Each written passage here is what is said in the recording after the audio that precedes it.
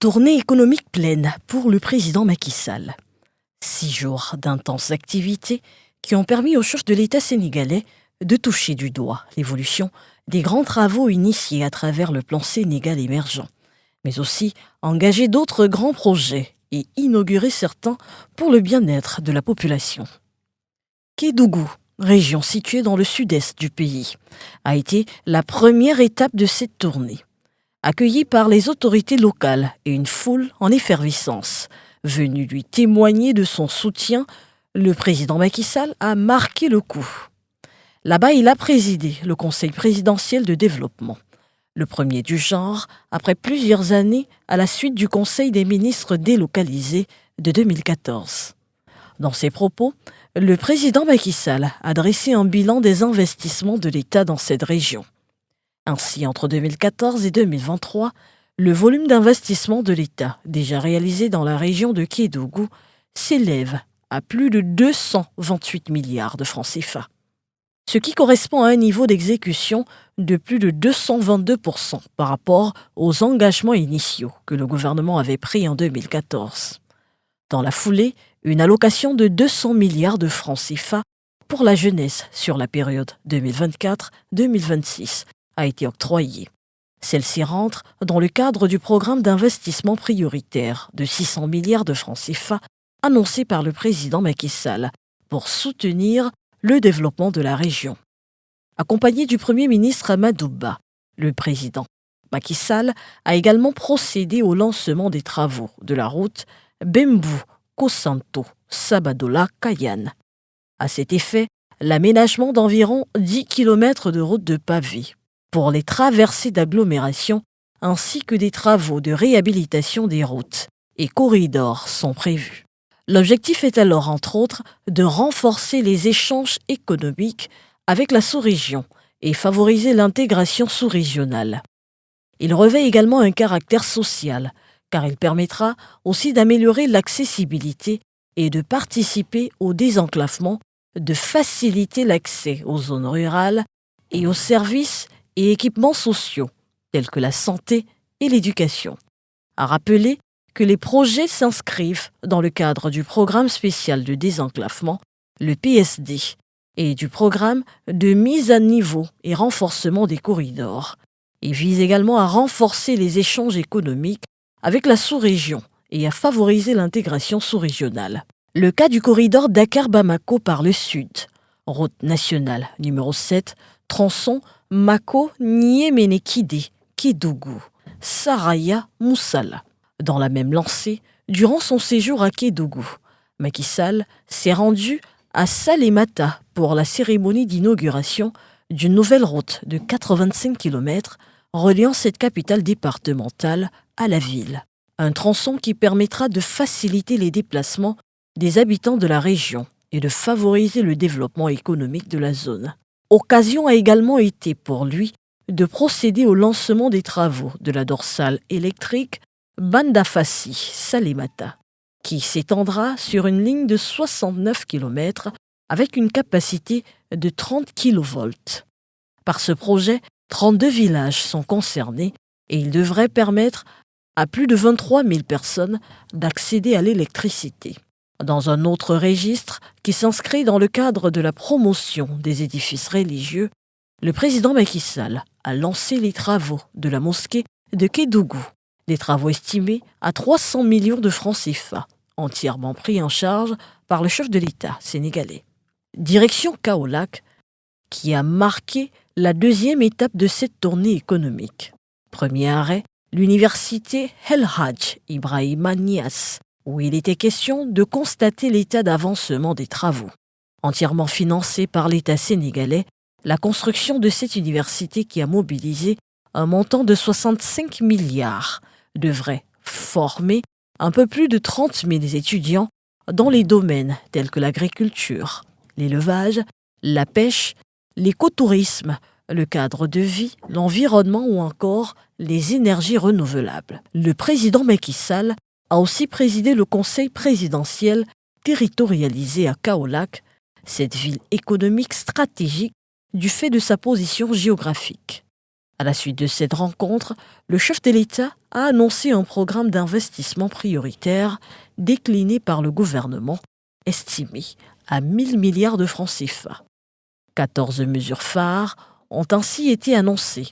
On cite la construction d'un hôpital de niveau 3, le renforcement de la mise en œuvre des programmes agricoles et d'élevage, ainsi que l'amélioration de l'approvisionnement en eau potable des populations.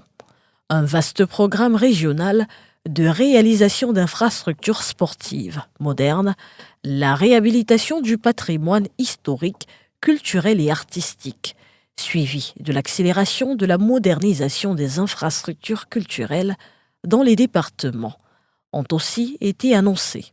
Le capital humain a été mis au centre du projet. La jeunesse, une priorité aussi pour le président Macky Sall, qui y a initié plusieurs projets en effet. C'est ainsi qu'il a présidé la cérémonie d'inauguration de la Maison de la Jeunesse et de la Citoyenneté, d'un coût de 800 millions de francs CFA.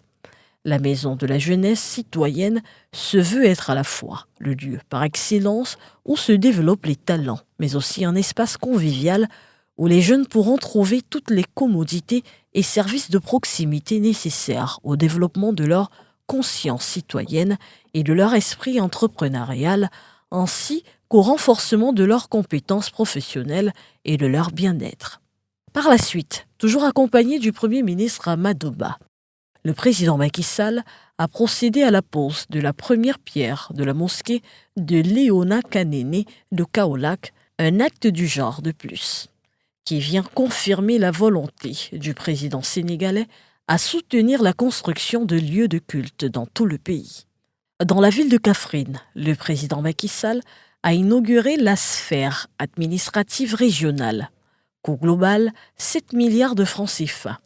Le site abrite une gouvernance, une préfecture, un bâtiment administratif destiné à regrouper un certain nombre de services de l'État, un héliport, un poste de sécurité permettant d'accueillir les personnels de police ou de gendarmerie chargés de la sécurisation de la sphère et un parking extérieur ou souterrain.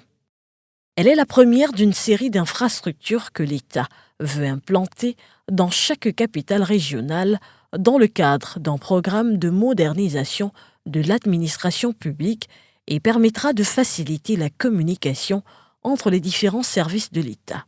Également à Kaffrine, le président Macky Sall a présidé le Conseil présidentiel territorialisé.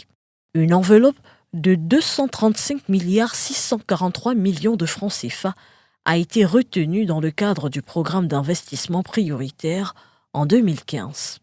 Les secteurs concernés sont entre autres les infrastructures, l'énergie, l'hydraulique, la santé, l'artisanat, le commerce et le capital humain. Cependant, afin d'accélérer la mise en œuvre des solutions préconisées et assurer la marche résolue de la région de Kaffrine vers l'émergence, le gouvernement a adopté un programme triennal 2024-2026. Investissement qui prend en compte tous les secteurs de la vie économique et sociale de la région. Une enveloppe de 700 milliards de francs CFA sera investie, entre autres, dans le programme d'urgence pour fournir de l'eau potable et de l'électricité aux villages et localités de la région de Kaffrine. Pour boucler sa tournée, le président Macky Sall s'est rendu à Fatick. Là-bas, il a également présidé un conseil présidentiel. Une séance qui lui a permis de revenir sur les grandes réalisations enregistrées dans cette région.